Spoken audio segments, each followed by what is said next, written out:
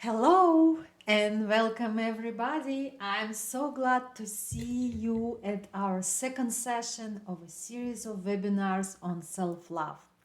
Let's get started, shall we? Today's agenda, I plan to share with you the definition of love.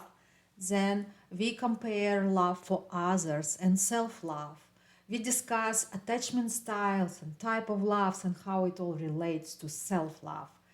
And at the end of our conversation, we will talk about more about self-awareness and how it is important and a very, very foundation of self-love.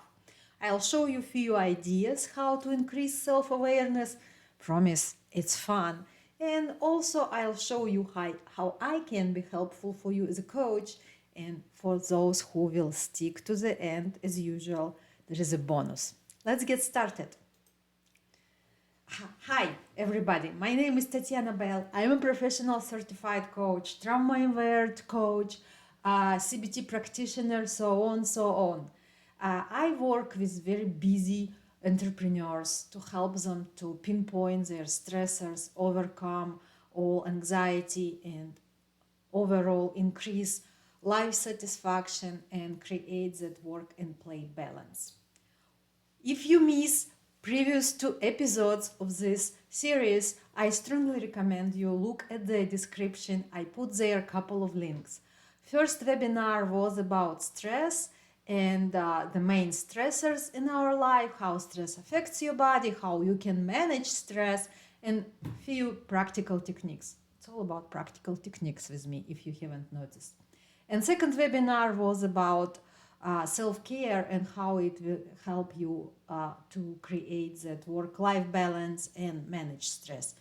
Both links you will find in the description. Don't forget to subscribe to my channel and hit that bell button to receive a notification when new video is here, which is going to be next week. But I announce the topic for next webinar at the end. Okay, let's go. What is love? Uh-oh. What is love? According to American Psychological Association, love is a complex emotion that involves affection towards another individual, a sense of tenderness, sensitivity to their responses, experiencing pleasure for another individual. I like to put here some practical example. Why that cute baby is here? Because it's very easy to illustrate what really love is. Imagine you have that cute baby and you love it deeply. Did I just call baby it? I'm so sorry. You love her or him. And imagine how you care about that individual on many different levels. Psychologically, they define them as 1, 2, 3, 4, 5, as 5 levels: physical, emotional, spiritual, social, and intellectual. Let's break it down a little bit, shall we? You care about physical conditions of baby. So baby is dry, fat, comfortable, not cold, not warm, not too hot, right? Great temperature for the baby. You care about emotional state of the baby. You care that it's not crying. You care that baby is happy. You care to bring them some interesting toys so they are always smiling at you. Oh, those smiles. You care about spiritual environment around your baby. If you are religious, you care to introduce your baby to a religion very early on when it's possible. If you are not religious but spiritual, same way.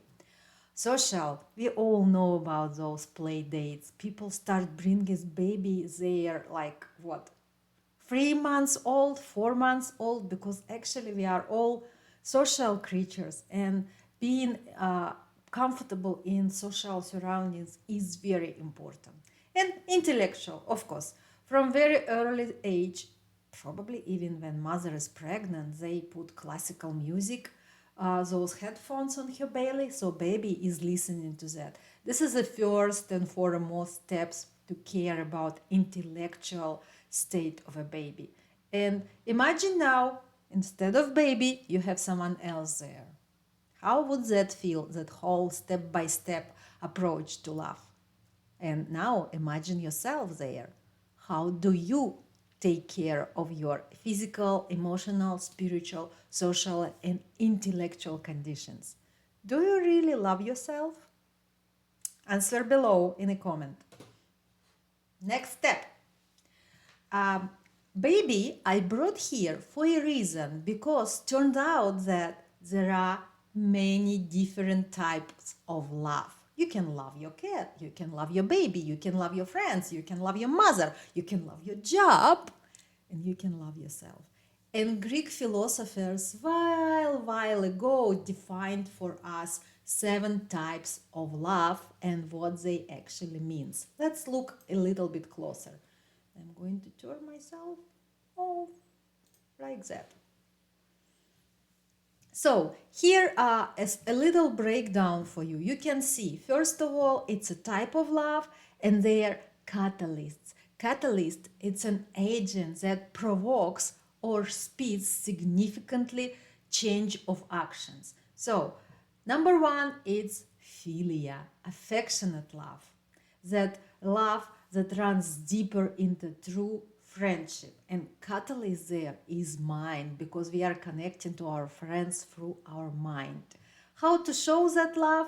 Exchange your beliefs and imperfections with close friends. Pragma, mature love. Oh, this is my favorite one. It's love that builds throughout the life, throughout the time of connections. And love catalyst is some subconscious, when you are listening to your deep inner self. What to show? How can you show this love? Put effort into long-term and reciprocative relationship. Storge, familiar love between parents and children or childhood friends. Love catalyst, something that endures it, memories. We create those memories together, and how often we run back to them when we are getting together with someone we grew up together. How to show this type of love? Show gratitude towards the people close to you. Eros. And unlikely what you may think, actually Eros is not passion, it's romantic love. Eros is romantic love, personal infatuation and physical pleasure. Love catalyst, body, of course. And ways to show this love: engage in physical touch, such as hugging or kissing. Oh, now we are getting to the passion. Ludus, playful love, flirting, and it's a beginning stages of intimate love. We probably all know about that honeymoon stage, or demo period stage, when people just start dating. Love catalyst, emotions. And way to show this love: express a flirtatious interest in who you admire. Mania, that one we don't want. Obsessive love, obsessiveness or madness over love partner. Love catalyst, survival, because when we are getting maniac, when we think that something threatens us. How to avoid this love? Focus on yourself more. How you can provide yourself that security versus another person. This is the only way. And last but not least, philatia, self-love. Having a healthy self-compassion love towards oneself. Love catalyst, soul. And ways to show this love: respect, accept, and appreciate yourself. This is what we are going to talk about more today. Reflection time. So we have philia, affectionate love; pragma, enduring love; storge, familiar love; eros, romantic love; ludus, playful love; mania, obsessive love; and philatia, self-love. Which of the different kinds of love are most prominent in your life? Are there any you could improve upon? Is there anything that you are craving or missing? How can you introduce a different kind of love into your life? Answer your questions for yourself. It's just observation and reflection time. You can find something really interesting. Love for others versus self love. Why it's so difficult? First of all, it's social conditioning. Society improves more the altruism when you care deeply for others rather than yourself. It takes like noble thing to be altruistic and forget about your needs. And I know that firsthand. In Soviet Union where I grew up, it was like a religion. You don't take care of yourself, you take care of others first. Guilt and obligations. Same way, you are grow up being like that, seeing people around sacrificing themselves. And any possibility you do something for yourself, you feel guilty. And of course, society expecting you to be altruistic and giving up your interests, and they are obligating you to be like that. External validation. We are all social creatures, and seeking external validation deeply wired in our brain.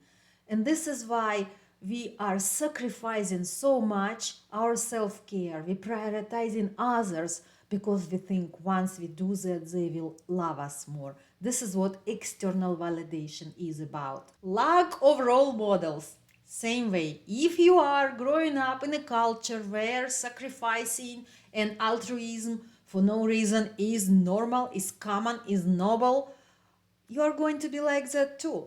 How do you even know that putting that mask on yourself, it is important mechanism of surviving?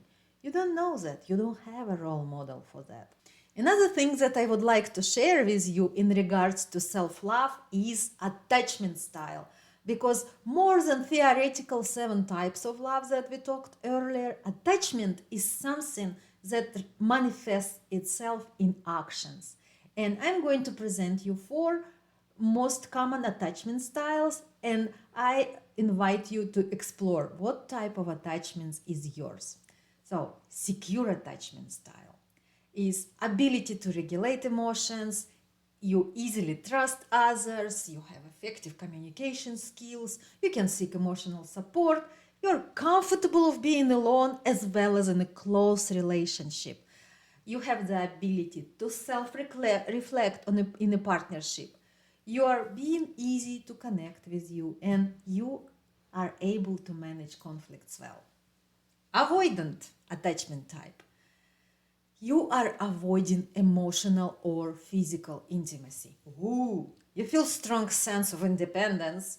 You're uncomfortable expressing your feelings and asking for help. Sometimes you are dismissive of others and you have a hard time trusting people. And you often hear people say that you have commitment issues.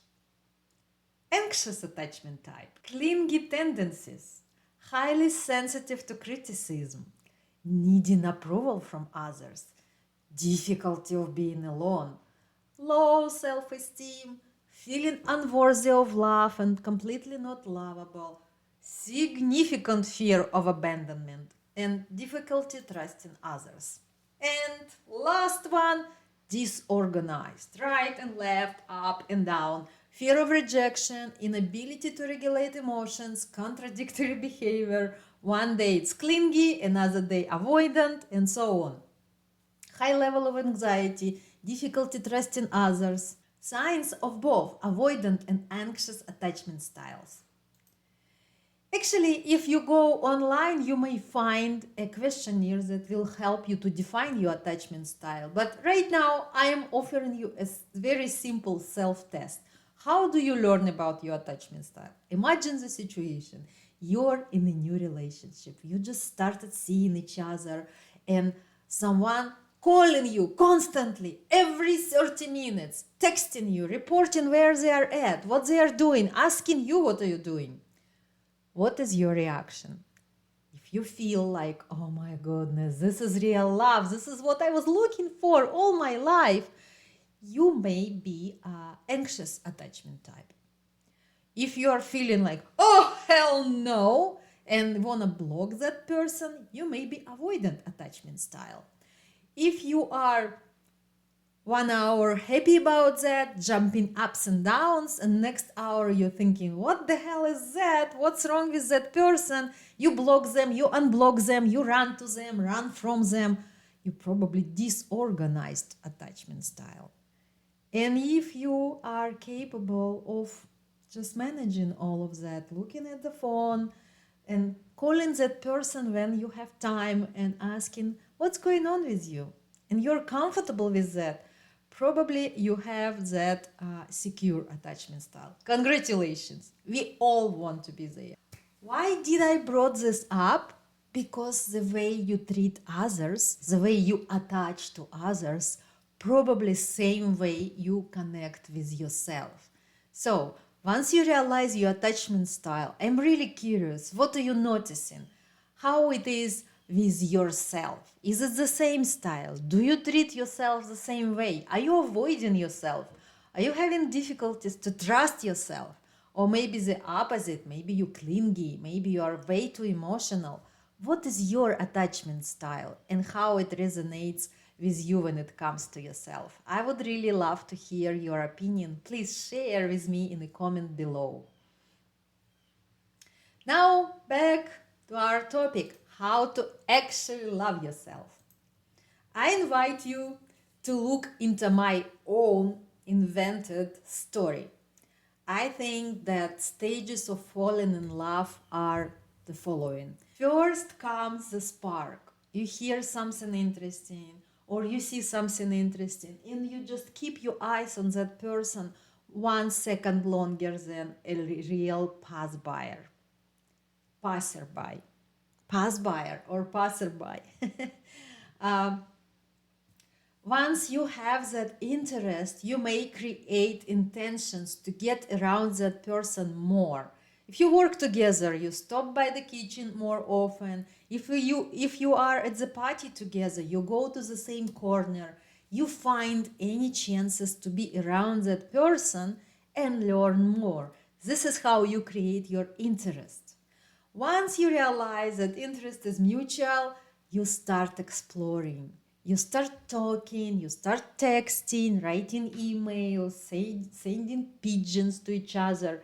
This is the exploring stage where you learn more and more about the person and create that feeling that, oh, it's really interesting. And from that interest can grow something more.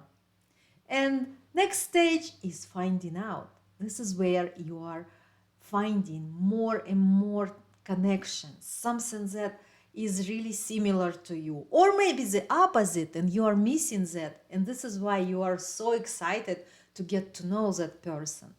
And here comes the connecting stage. When you find mutual ground or something you really connect on, and this is where all the love starts. Mind you, I'm not talking about mad love. I'm not talking about that crazy stories from the TV shows and movies, love from first sight and everything. I'm talking about mature love that it takes time to explore, to know, to learn and find connections. Now, let's look about how you can fall in love with yourself. Surprise! Absolutely the same way. Finding something interesting, something that will stop your attention on that person, you. What is there? The way you dress, the way you speak, the way you sing, the way you do something. Find that. And now find the possibility to be around more, to learn more, to see how that person, you, act in a different circumstances. What's their opinion on something? What do they think? What they love for breakfast? Learn more, explore. We are going to the next stage, exploring and finding out that, oh man, there are so many treasures. That person is really something. And this is where the connecting happens, when you are like, wow, I want to be around that person more. I want to connect. And this is where we start our practical part today. We are talking about self-awareness as an element of learning yourself, knowing yourself, exploring yourself, and being aware your pros and cons, your strengths and weaknesses, your preferences, your top values. What I would recommend first is any type of personality assessments. As cheesy as it sounds, they are actually really great way to start. There are plenty of them online, and those I listed here I strongly recommend as a beginning because they are easy to decipher. They probably can give you an answer right away. When I work with my clients in coaching, we usually work on the results together, explore that, but you definitely can do it yourself. It's Myers-Briggs type indicator test, very popular one. DISC assessment, Big Five personality test called also Ocean, Enneagram personality test, Strength Finder assessment, and the last one, I strongly recommend to take that test. It's not about personality per se, it's more about your body type, but still, it's a lot of information you can learn about yourself and you would be surprised. Again, with my clients in coaching, we break down it all together, we debrief, we talk about the results. But this is a step number one for you to start learning and exploring about that awesome person, you. Now, I'm going to show you another practical tool, very easy. All you need to do is just go to a description, grab the file, make a copy, and you can work on it. It calls personal core values. All you need to do is just grab that file and pick from the list of 140 values 10 the most important for you, those that resonate to you the best.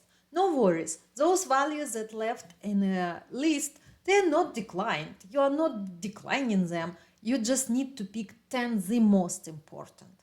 Once you picked your 10, now next step, out of those 10, pick 5. Imagine you are leaving your town for a vacation and you only can pack in your bag 5 items. And those are the most important for you. You can even prioritize them and put them in an order, which one is the most important and so on. What do you do with that list? I offer you a litmus test of core values. Ask yourself those questions. Do these values make you feel good about yourself? Are you proud of the top your 3 values? Would you be comfortable and proud to tell your values to people you respect and admire? Do these values represent things you would support, even if your choice isn't popular and it puts you in a minority? Think about your values. I can recommend more things that you can do with them. Come to me to coaching session. I'll share with you all the useful ideas how you can use the list of your values. Second part is the wheel of life. Oldie but goodie. Very classical tool but still very good. It's just evaluation of how you feel and what is happening in your life right now. If you see, it's just a web which creates a wheel of life, including the most important areas of people's life. If something is not resonating with you, includes different areas. If something there that is not working for you. But in general, this is the common people values. Evaluate every segment on a scale for 0 to 10. How satisfied are you with every area? And then connect those dots and see how your wheel looks like. How are you satisfied with that? After doing Wheel of Life, I recommend look at those reflection questions as well and answer. First of all, what feeling did you get looking at that Wheel of Life? What areas of your life seems like you are satisfied the most or seems like you are satisfied the least? What areas you would like to improve first, like they are crying for help? What changes can you make? What's the easiest, smallest step you can start doing right away? All those questions would really help you to start building the life you love, and on a bigger scheme, again, helping you to reduce stress and anxiety. Now, if you still don't know what coaching is, I am briefly going to share with you how coaching can help you in your journey. First of all, I will be your biggest supporter. I will step with you every step of the way.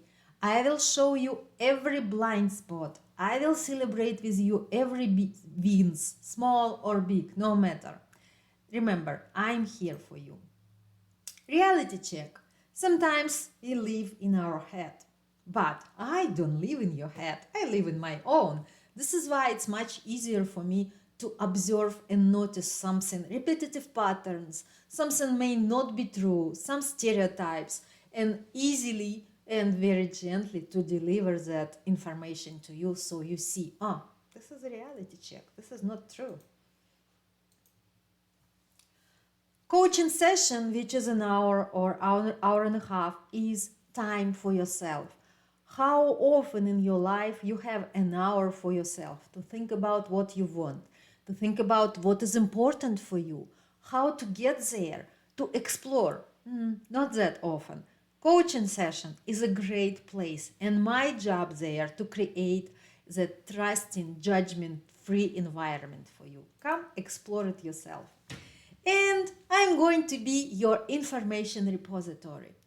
Nowadays, we have a lot of discoveries almost every day. Something new comes up on the market, and we learn more and more about the ability of our brain to perform, to transform. And I'm almost there on the cutting edge of all those. And I'm always there, learning, studying, exploring. And through me, you can have it all. I read books, so you don't have to. We are getting close to the end. I just want to summarize. Love for others and love for yourself are the same essence. Take a moment to reflect how you express love for others and apply that to yourself. Explore what kind of love is missing in your life and see how you can do it for yourself. Explore those attachment types and see what you can do with that information. Self-awareness is a huge part of self-love because falling in love basically is learning about that person, exploring that person, discovering something great about that person. And same way goes to yourself. So I strongly encourage you to take all those tests, to do exercises that I showed you, and start your self-discovering journey. Knowing your needs, values, and boundaries improves relationship by enabling effective communication and healthier dynamics. Self-awareness also aids career growth by aligning goals with skills and passion, leading to fulfillment. Benefits all around. Okay, as I promised, something special for those who stuck to the end. 20% off to my signature 360-degree clarity session. It's 90 minutes dedicated for you. We go deep. We explore all the stressors, all the triggers, all the root causes of a situation. And I will make a lot of suggestions and ideas how you can get out of it. And you leave the session with a bunch of resources. Remember, it's one-time offer. Once you watch that webinar, you can find the link to schedule in the description. And the offer ends by the end of this week. Don't wait too long. Oh, we made it to the very end. Thank you so much for watching today. Thank you for your support. You have no idea how much it means to me. I'm still struggling to overcome my imposter syndrome, but I decided that I'll do it anyway because without practice, it's not going to be any even progress. So I'm doing it, even though I know it's not perfect. You can contact me by Adaptable Coaching on any social media. You can email me. I would be happy to hear from you. And don't forget to join us next week. The third episode of this series is going to be about self forgiveness and accepting your imperfections, because it seems like being a biggest issue after just not knowing yourself, which we definitely started working on together today.